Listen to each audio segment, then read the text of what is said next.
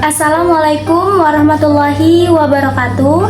Perkenalkan, nama saya Nurul Fadila, NIM 859803733, semester 6, program studi PGSD dari UPBJJ UT Medan, Fakultas Keguruan dan Ilmu Pendidikan.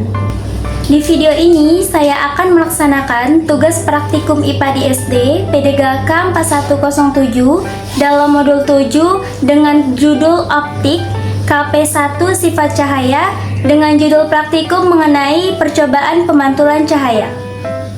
Apa itu optik? Optik adalah ilmu yang mempelajari sifat-sifat yang berkaitan dengan cahaya. Cahaya sendiri merupakan bagian dari gelombang elektromagnetik yang memungkinkan kita melihat benda dan keindahan alam. Adapun alat dan bahan yang kita gunakan pada percobaan ini adalah cermin datar, cermin cembung, cermin cekung, lampu senter, busur derajat, kertas putih, lilin, layar atau tabir kertas, dan celah cahaya. Langkah percobaan: yang pertama, pemantulan cahaya pada cermin. Susunlah lampu senter dan celah cahaya di depan cermin datar. Kemudian nyalakan lampu senter dan amati jalannya berkas cahaya pada saat sebelum dan sesudah mengenai cermin datar. Gambarkanlah jalannya berkas sinar tersebut sehingga tampak sudut datang dan sudut pantulnya. Kemudian, ukurlah besar sudut datang dan sudut pantulnya menggunakan busur derajat. Hasil menunjukkan besar sudut yang dihasilkan adalah 30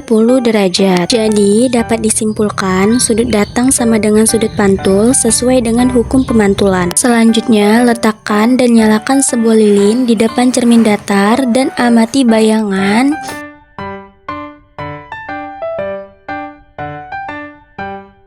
Catatlah sifat-sifat bayangan yang dibentuk oleh cermin datar tersebut.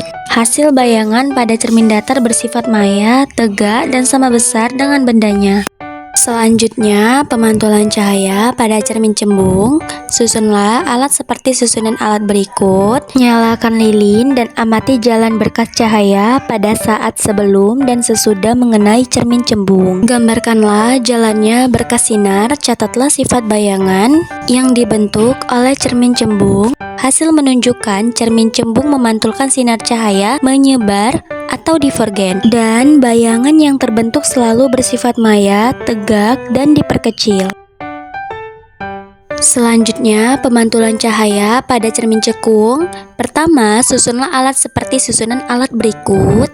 Kemudian, nyalakan lilin dan amati jalannya berkas cahaya sebelum dan sesudah mengenai cermin cekung. Gambarkanlah jalannya berkas sinar. Catatlah sifat bayangan yang dibentuk oleh cermin cekung tersebut. Aturlah jarak benda dan letak layar agar pada layar tersebut bayangan jelas dan tajam. Ukur jarak benda dan jarak bayangan. Hasil menunjukkan bayangan terbentuk nyata pada layar, bayangan bersifat nyata dan terbalik. Kemudian, geser benda mengikuti cermin cekung. Amati pada jarak tertentu, bayangan benda akan menghilang. Ukur jarak benda dari cermin cekung dan ukur jarak bayangan yang dihasilkan pada jarak 15 cm. Panjang bayangan benda adalah 5 cm. Pada jarak 20 cm, panjang bayangan benda adalah 4 cm. Pada jarak 25 cm, panjang bayangan benda adalah 3 cm. Hasil menunjukkan semakin jauh benda dari cermin cekung, maka akan semakin kecil bayangan yang dihasilkan. Dengan kata lain, jarak benda tersebut sama dengan jarak fokus cermin cekung. Ketika bayangan menghilang, berarti bayangan berada jauh dari titik fokus cermin cekung. Selanjutnya, pada percobaan yang kedua, yaitu pembiasan cahaya. Adapun alat dan bahan yang saya gunakan pada percobaan ini: lampu senter, celah cahaya, balok kaca, kertas putih, busur derajat, lensa cembung, lensa cekung, layar atau tabir kertas, lilin, penggaris panjang 100 cm. Apa itu pembiasan cahaya? Pembiasan cahaya adalah peristiwa pembelokan arah rambat cahaya akibat melewati dua medium atau zat perantara dengan kerapatan optik yang berbeda. Fenomena ini terjadi karena adanya perbedaan kecepatan rambat cahaya pada medium yang berbeda. Dalam fisika, pembiasan cahaya diatur oleh hukum Snellius yang mengatakan sinar datang, garis normal atau garis tegak lurus bidang batas, dan sinar bias terletak pada satu bidang datar. Di sini kita akan menyalakan lampu senter dan mengamati dengan baik jalannya berkas sinar pada saat sebelum dan sesudah menembus balok kaca. Gambarkanlah jalannya berkas sinar tersebut sehingga tampak sudut datang dan sudut biasnya. Kemudian kita akan mengukur besar sudut datang dan sudut bias tersebut.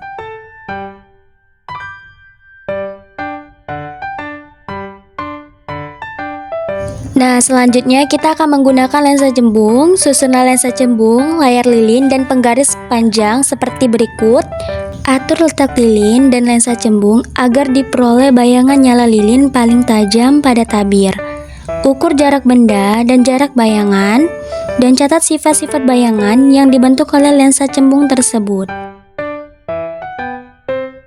Selanjutnya, pada percobaan yang ketiga, yaitu di sini saya akan melakukan percobaan pada difraksi, interferensi, dan dispersi. Adapun alat dan bahan yang saya gunakan pada percobaan ini adalah ada senter, pengganti lampu TL, ada kaset, pengganti kisi difraksi, ada mangkuk yang berisikan air, dan ada roll, serta ada kertas putih. Percobaan yang pertama, pada saat permukaan bawah CD disinari senter, pantulan cahayanya akan membentuk sinar seperti pelangi. Pada tembok, peristiwa ini disebut dengan difraksi.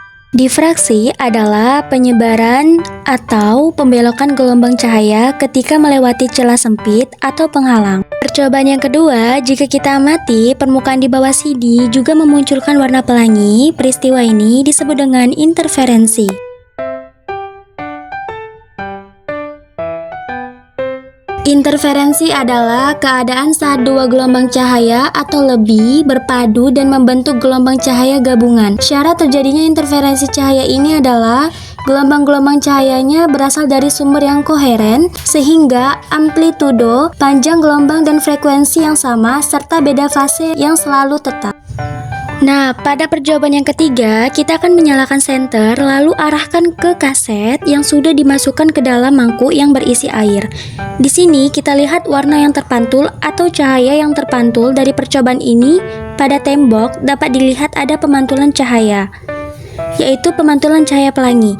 Hal ini karena peristiwa dispersi. Dispersi adalah peristiwa turunannya cahaya putih polikromatik menjadi berbagai spektrum warna cahaya tunggal atau monokromatik melalui pembiasan atau pembelokan. Demikianlah video praktikum saya. Wassalamualaikum warahmatullahi wabarakatuh.